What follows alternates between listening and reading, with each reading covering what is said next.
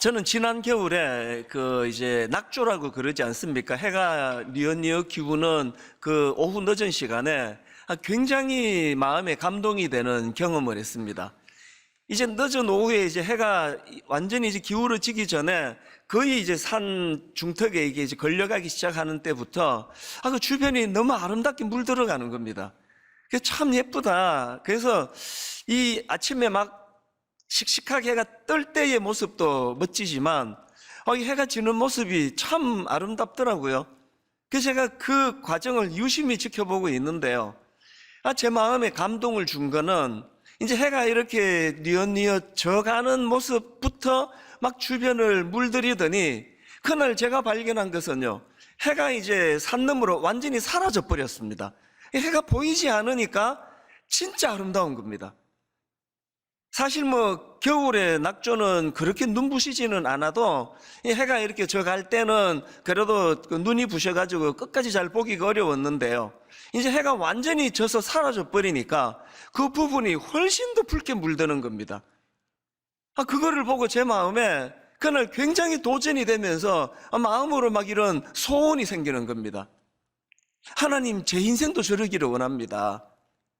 인생이 나이가 들어가고 점점 이제 겉으로는 빛을 잃어가는 것 같지만 오히려 젊을 때는 막 자기가 너무 뜨거워가지고 막 주위 사람들이 제대로 쳐다보지도 못하는 그런 삶을 살았다면 이 나이가 들어갈수록 여유롭고 넉넉하고 그리고는 나중에는 자기 존재는 사라져 버리는데 오히려 그것이 주변을 물들게 하고 주변을 아름답게 할 수 있다면 이게 얼마나 좋은 인생이 되겠는가. 그래서 그것을 제가 참 많은 생각을 하면서 보았던 올 겨울에 있었던 경험입니다. 제가 오늘 이 본문을 묵상을 하다가 그때 그 기억이 떠올랐던 이유가 있습니다. 왜냐하니까 오늘 배경으로 한 이 두 사람의 너무나 대조적인 모습이요. 한 사람은 사무엘 선지자고 또 한 사람은 사울 왕인데요.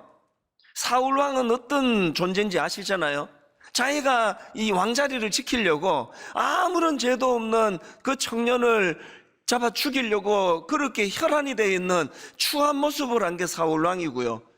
이 사울에 너무나 대조되는 인물이 오늘 본문에 나오는 사무엘 선지자입니다. 이 사무엘 선지자는 현역 시절에도 참 영향력 있는 그런 아름다운 삶을 살아냈던 인물이지만 사무엘의 진짜 아름다움은 은퇴 이후예요.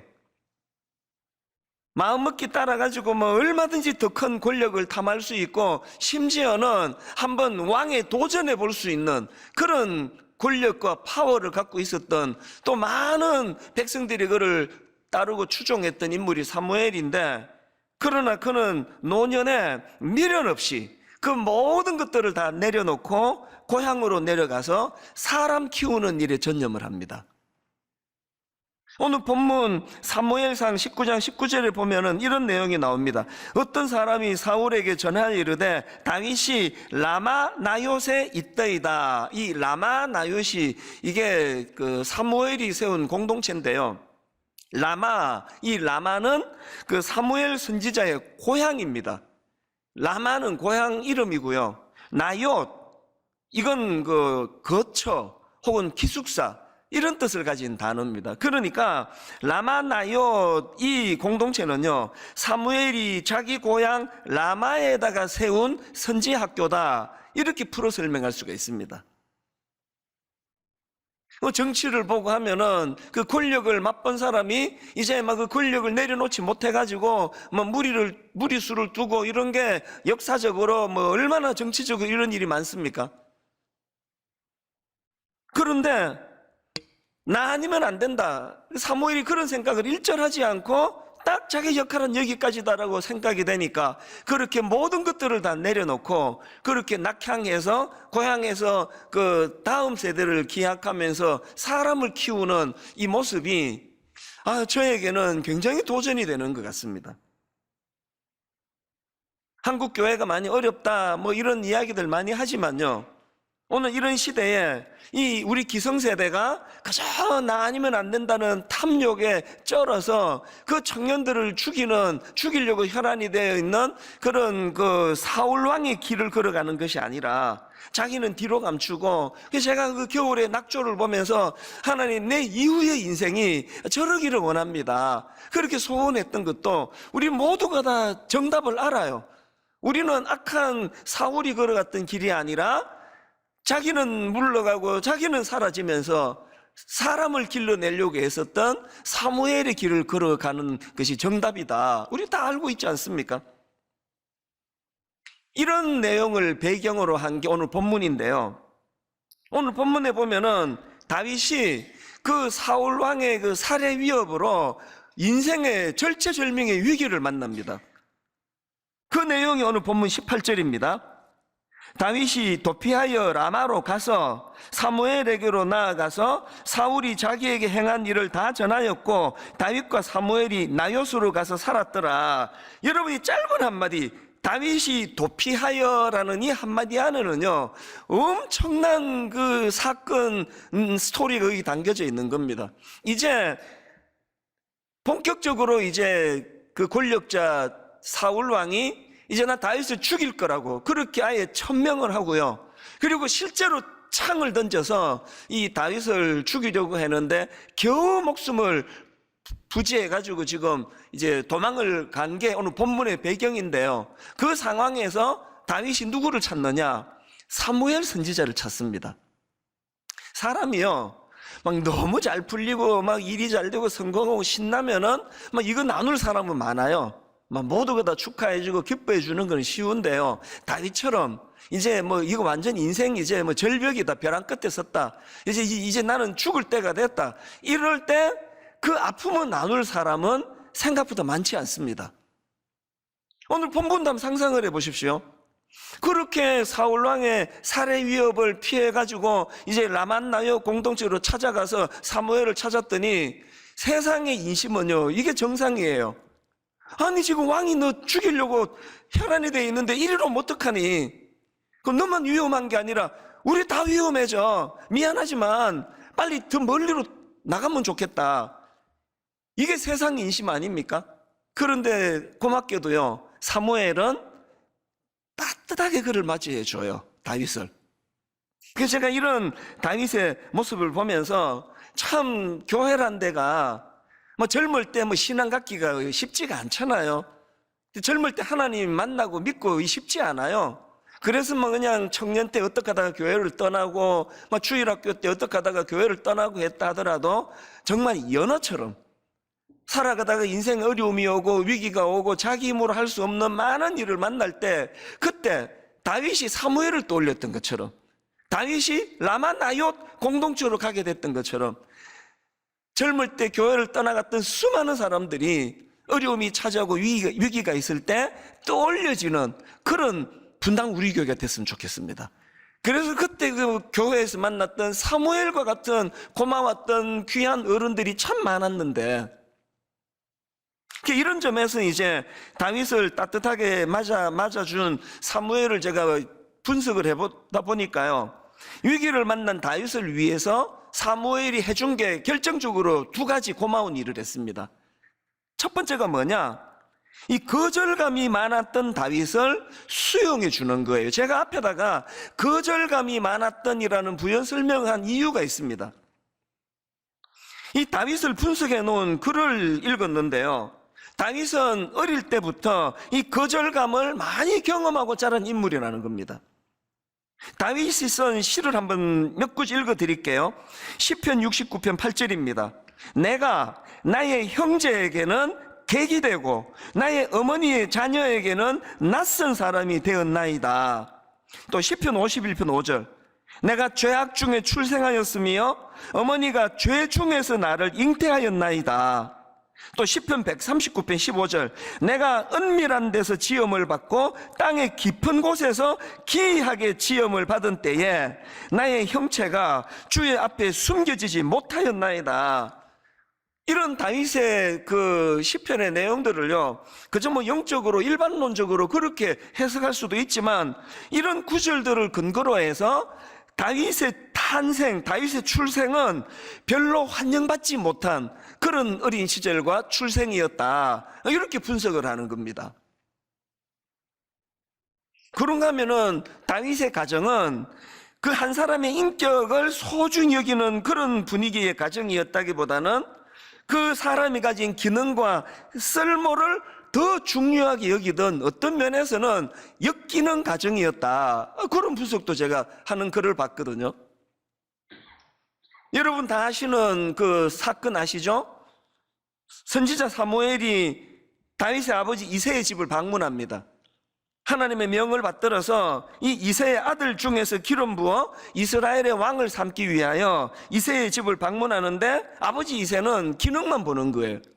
자기가 듬직하게 생각하는 장남 엘리압을 선두로 해가지고 아들들을 쭉 이제 선을 보이는데, 불행하게도 그 아들들 중에는 하나님 마음에 합한 사람이 없습니다. 그래서 사무엘이 이렇게 이야기합니다. 다른 아들은 없습니까? 그때서야 이 아버지 이새가 다윗을 생각해내는 거 아닙니까?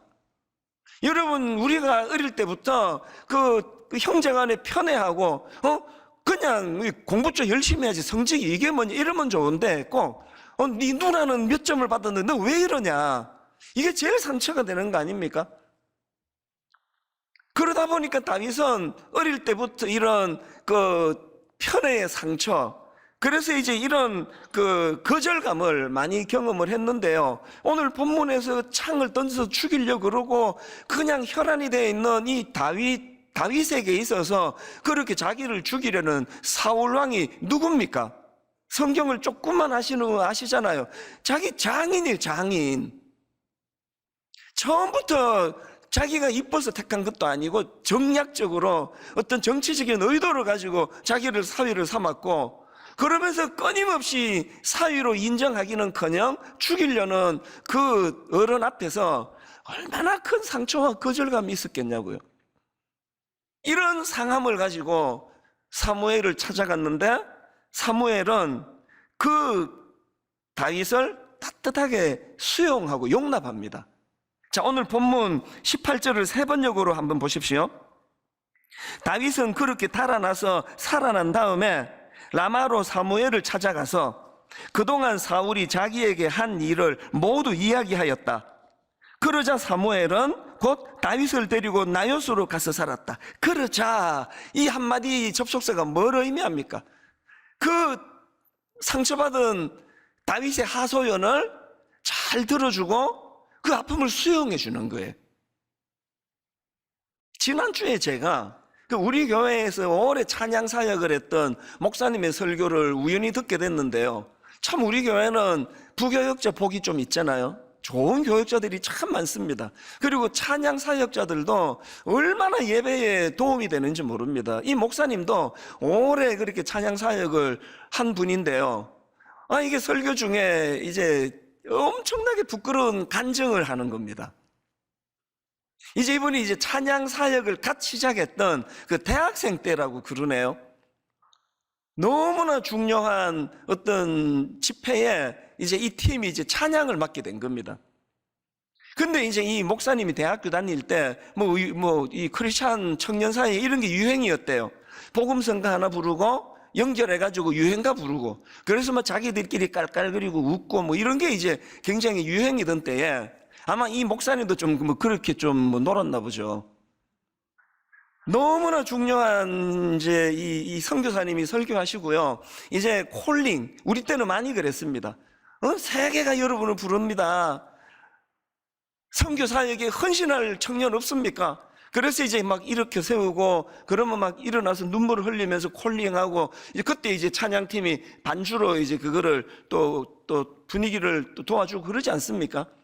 이 선교사님이 이렇게 콜링하고, 그리고는 이제 내려가시고, 이 목사님이 이제 대학생 때 인도하는 그 찬양팀이 나와서 이제 찬양을 하는데, 이 목사님이 그 선곡한 게 이 찬양입니다. 사막에 샘이 넘쳐 흐르리라, 사막에 꽃이 피어 향내 내리라. 이제 막 열정적으로 이 찬양을 이제 선곡했는데요. 이 목사님이 이제 실수를 한 거예요. 이 찬양 이렇게 불렀답니다. 사막에 사막에 샘이 넘쳐 흐르리라. 사막에 꽃이 피어 향내 내리라. 그 누가 아무리 자기네 땅이라고 우겨도. 이 대학생 인도자가 경험도 없는데 뭐 어쩌다가 그랬는지 저는 몰라요. 갑자기 전혀 안 맞는 독도는 우리 땅, 이 찬양이 연결해서 툭 나온 거예요. 이게요, 경험도 없는데 갑자기 막 사람도 웃고 막 이러면은요, 머리가 하얘져요. 저는 요즘도 그런 악몽을 꿔요. 앞에서 뭐 한번 이렇게 버벅거렸는데 그 다음에는 맥이 안 잡혀가지고 막 우왕좌왕 이렇게 하는 경우들이 신학교 다니고 이럴 때, 초보 때는 그럴 때가 있거든요.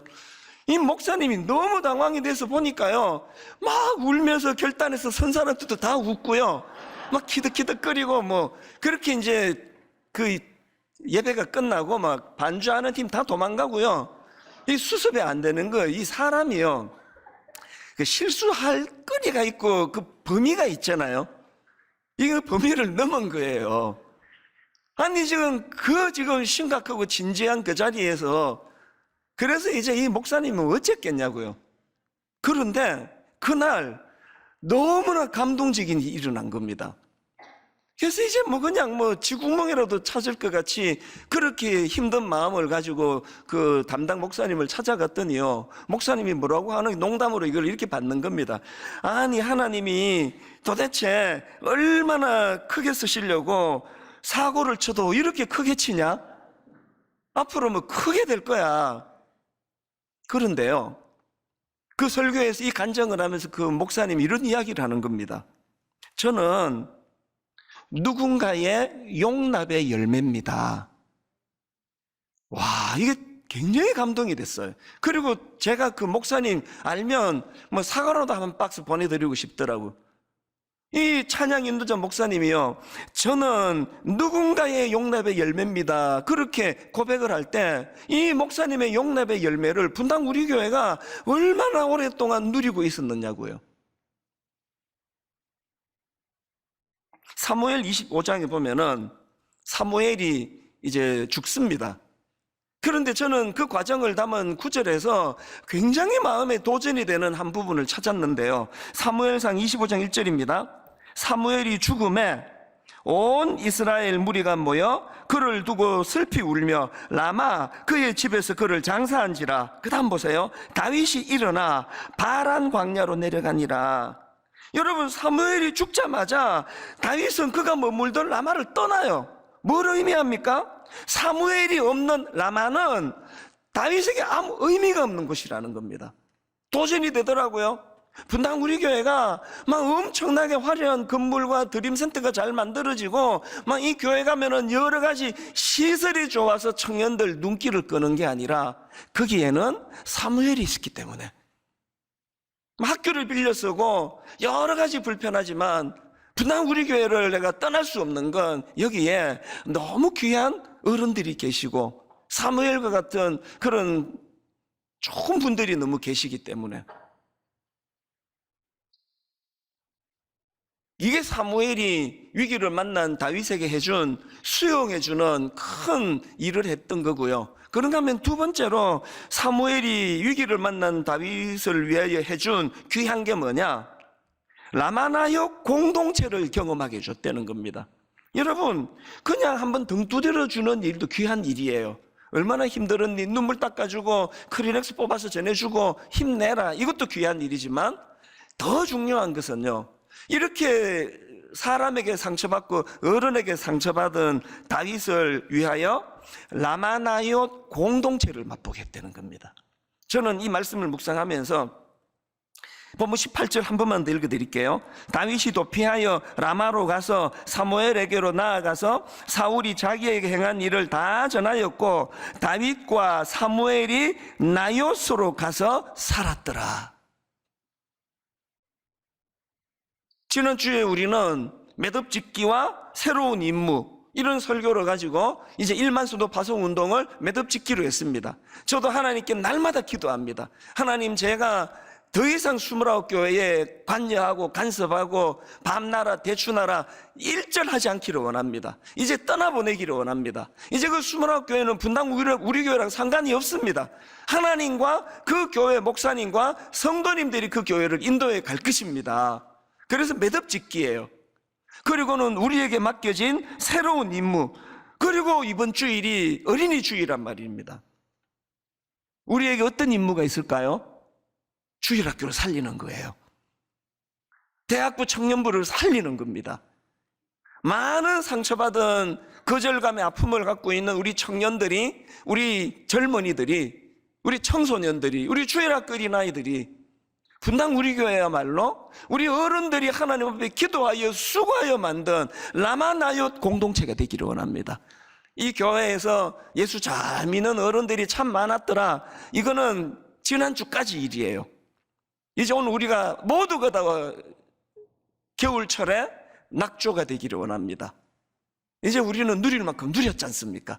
이제 우리는 기울어지고 우리는 사라지고, 그래서 오히려 더 머문 그 자리가 더 아름다워지는 교회가 될 수 있도록 주일학교를 살리고 우리 대학부를 살리고 청년부를 살리고, 엿새 동안 다윗 입장에서 사울과 같은 악한 사람을 만나 상처받고 아파 눈물을 흘리며 주일날 교회를 찾으면 이 교회가 라마나얏 공동체에서 매 젊은이들이 회복이 일어나고 치유가 일어나는 이런 교회를 향한 꿈을 꾸는 저와 성도님들 되시기를 바랍니다.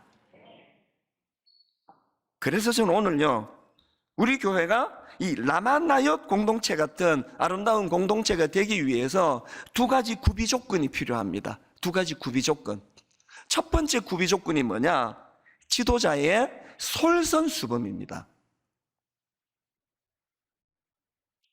사무엘이 이제 은퇴하고 사무엘상 12장에서 이제 고향인 라마로 내려가면서 이제 지난주 설교로 말하면 사무엘이 매듭짓기처럼 백성들에게 질문을 던집니다. 이게 굉장히 감동적이에요. 사무엘이 은퇴하면서 백성들에게 이런 질문을 던집니다. 사무엘상 12장 3절입니다. 내가 여기 있나니 여호와 앞과 그의 기름 부음을 받은 자 앞에서 내게 대하여 증언하라. 내가 누구의 소를 빼앗았느냐? 누구의 나귀를 빼앗았느냐? 누구를 속였느냐? 누구를 압제하였느냐? 내 눈을 흐리게 하는 뇌물을 누구의 손에서 받았느냐? 그리하면 내가 그것을 너희에게 갚으리라. 그랬더니요, 그 이야기를 들었던 백성들이 막 합창하듯이 이렇게 다들 이렇게 선포하는 겁니다. 4절입니다. 그들이 이르되 당신들이 우리를 속이지 아니하였고 압제하지 아니하였고 누구의 손에서든지 아무것도 빼앗은 것이 없나이다. 얼마나 아름다운 매듭입니까? 그렇게 은퇴해서 고향으로 내려가 너무나 아름다운 후학들을 키우는 공동체를 세울 때 왜 거기에서 능력이 나타납니까? 왜 거기에서 힘이 있습니까? 그 공동체를 이끄는 지도자 사무엘의 솔선수범이에요. 입만 가지고 이론만 가지고 가르치는 것이 아니었다는 거 아닙니까? 이건요, 신약으로 와서 사도 바울도 똑같습니다. 이제 하나님의 새로운 사명을 부여잡고 떠나가는 이 사울의 질문이 너무나 똑같습니다. 사울의 이 선언이요. 자, 사도행전 20장 18절부터 보십시오. 그들에게 말하되 아시아에 들어온 첫날부터 지금까지 내가 항상 여러분 가운데서 어떻게 행하였는지를 여러분도 아는 바니 곧 모든 겸손과 눈물이며 유대인의 간계로 말미암아 당한 시험을 참고 주를 섬긴 것과 유익한 것은 무엇이든지 공중 앞에서나 각 집에서나 그리낌 없이 여러분에게 전하여 가르치고. 사무엘하고 흐름이 너무 똑같지 않습니까? 솔선수범이에요. 사도 바울이 그렇게 위대한 하나님의 종이 될 수 있었던 건 말빨이 세고 막 황금의 입이다, 막 그 말에 설득당하지 않은 사람이 아무도 없다. 이것도 하나님의 은혜인지 모르지만요, 논리정연한 사도 바울의 머리보다 더 소중한 건 솔선수범입니다. 좀 큰 인물 됐다고 뭐 어떤 성도가 와가지고 기도 부탁하면, 아니 지금 내가 지금 얼마나 바쁜 사람인데 뭐 집사님은 뭐 그런까지 나한테 부탁합니까? 이런 태도를 보이지 않았다는 거예요. 성도들 한 사람 한 사람을 어떻게 해요? 모든 겸손과 눈물로.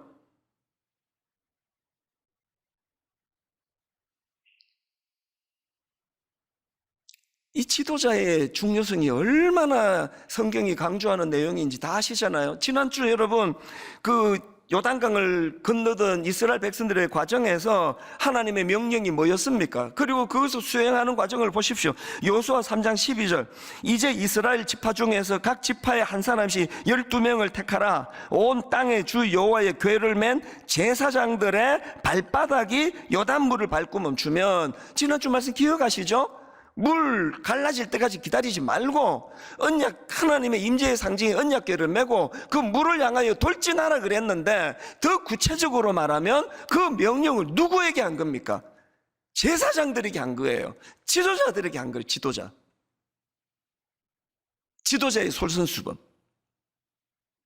2주 전에요, 이제 1만 수도 파송운동, 파송 예배를 드리고 나서 정말 오랜만에 우리 교회 출신의 모든 목사님들에게 초청장을 보냈습니다.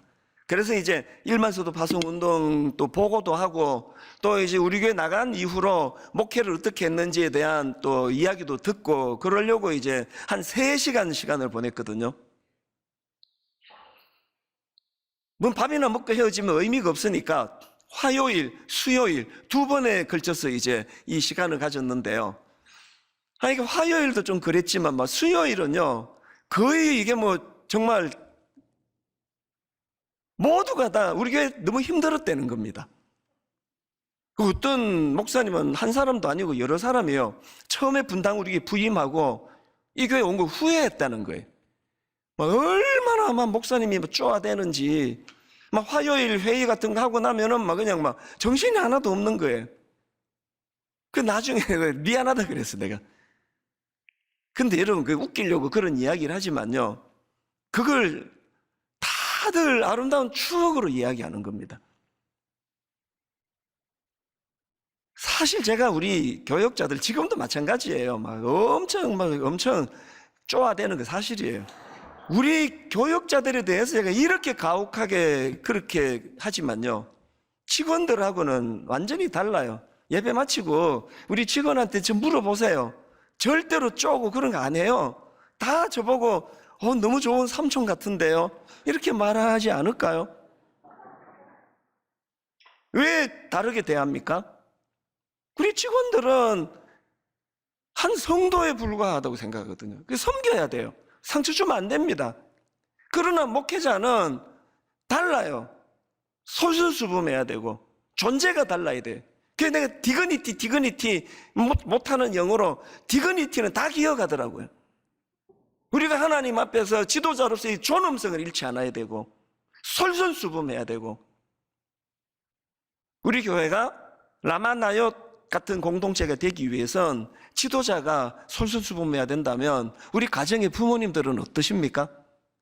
왜 여러분 주옥 같은 말로 자녀들을 그렇게 교육하는데 애들은 맨날 그걸 왜 우리 엄마는 잔소리 한다고 이야기합니까? 잔소리 좀 줄이고요, 우리가 솔선수범하는 거예요. 책 읽는 아들로 키우고 싶으세요? 학교 마치고 오면 책 읽는 모습을 보여주는 거예요. 이게 솔선수범입니다.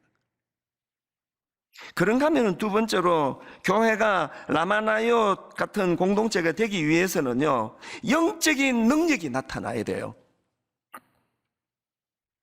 제가 오늘 본문을 유심히 보니까요, 아까 여러분 성경 봉독할 때 그 본문이 꽤 길었지 않습니까? 그런데 본문이 강조하고자 하는 건 딱 한 포인트더라고요. 어떤 포인트냐? 자, 본문 19절 20절 보십시오. 어떤 사람이 사울에게 전하여 이르되 다윗이 라마나요새 있더이다 하매 사울이 다윗을 잡으러 전령들을 보냈더니 그들이 선지자 무리가 예언하는 것과 사무엘이 그들의 수령으로 선 것을 볼 때에, 그 다음 보세요. 하나님의 영이 사울의 전령들에게 임함에, 이 어떤 배경인가 하면은 드디어 이제 사울 왕이 다윗이 어디로 숨어들었는가를 알게 된 겁니다. 그래서 이제 사람을 급파해가지고 그 다윗을 잡아오느라고 그런 거겠죠? 이 위기를 만난 거예요. 그런데 놀랍게도 라마나요새 영적인 능력이 나타나서 이 하나님의 영을 통한 다윗의 보호해 주시는 역사가 일어난 겁니다. 이게 2번 반복이 돼요. 심지어는요, 23절입니다. 같이 한번 읽어보실까요? 사울이 라마나요스로 가니라 하나님의 영이 그에게도 임하시니.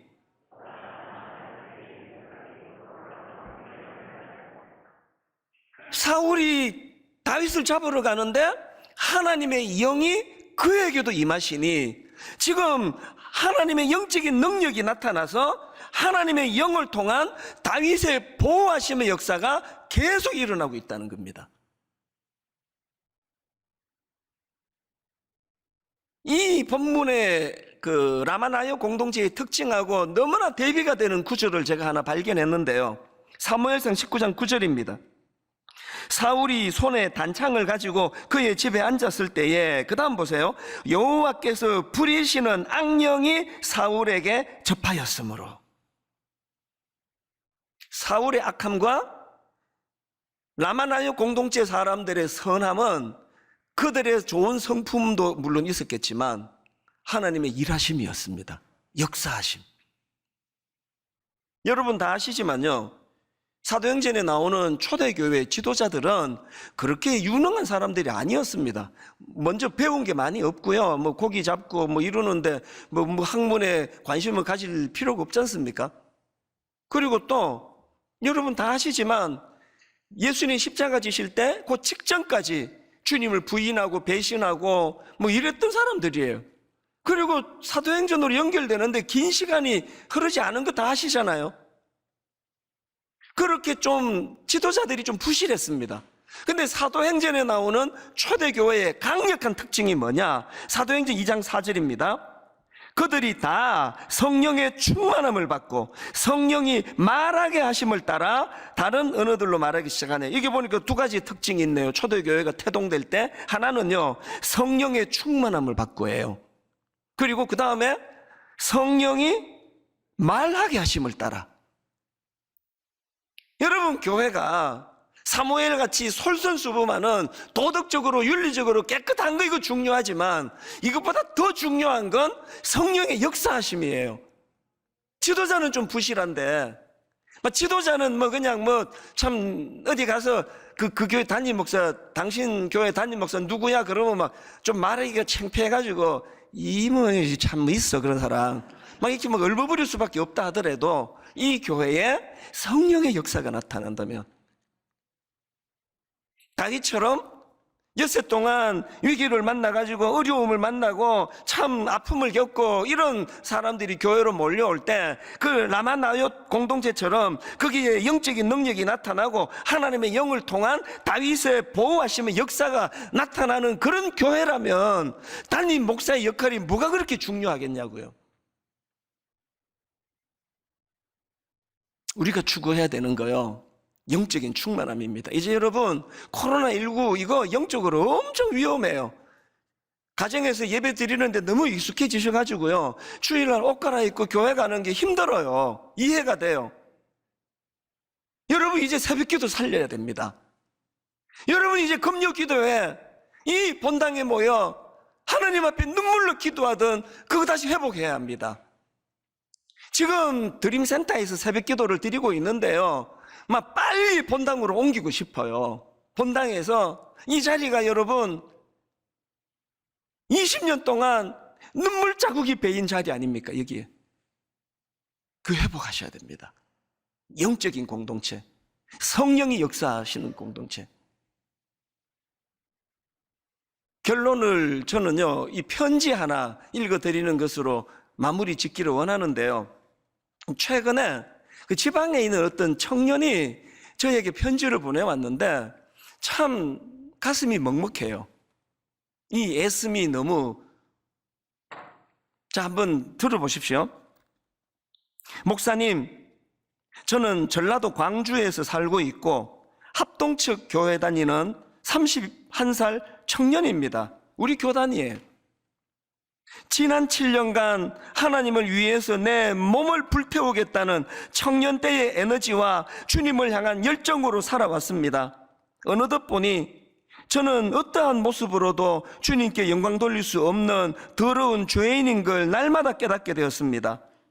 어렸을 적 호기로 내 삶을 주님의 영광을 위하여 살 거라고 자신만만했던 제 과거가 부끄럽습니다. 이제 터무니없는 원대한 꿈을 접고 내가 있는 이 무미건조하고 똑같은 일상에서 주님을 만나려고 합니다. 그리고 하루를 살더라도 제발 주님 뜻대로 용서도 해보고 사랑도 해보고 좀 몸에 힘 좀 빼면서 예수님처럼 살려고 노력하려고 합니다. 이 31살 청년이 얼마나 귀합니까? 그 다음 들어보세요. 저한테 눈물겨운 부탁을 합니다. 그래서 저에게는 믿음의 선배가 필요합니다. 교회가 창피합니다. 그런 것들 때문에 내가 앞에 생략한 것들이 좀 많아요. 그런 것들 때문에 내가 교회 다닌다고 말하기가 세상에서 부끄러울 정도이니까요. 그러니까 목사님께 이 말씀을 드리고 싶습니다.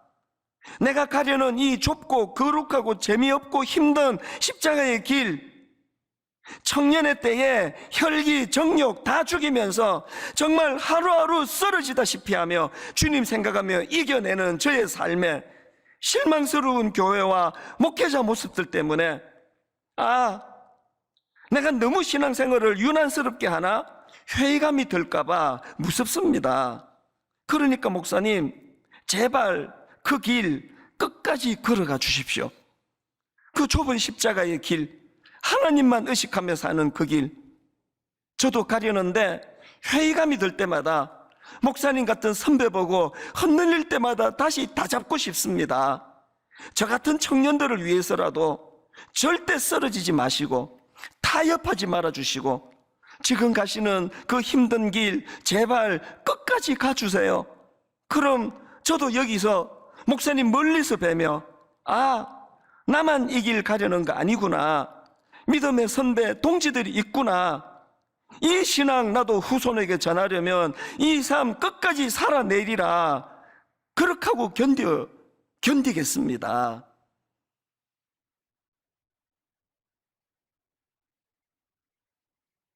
젊은 청년이 이렇게 예수 잘 믿으려고 애를 쓰는데 우리 같은 목사들이 교회가 그게 방해가 된대요. 이거 어떻게 해야 되는 겁니까?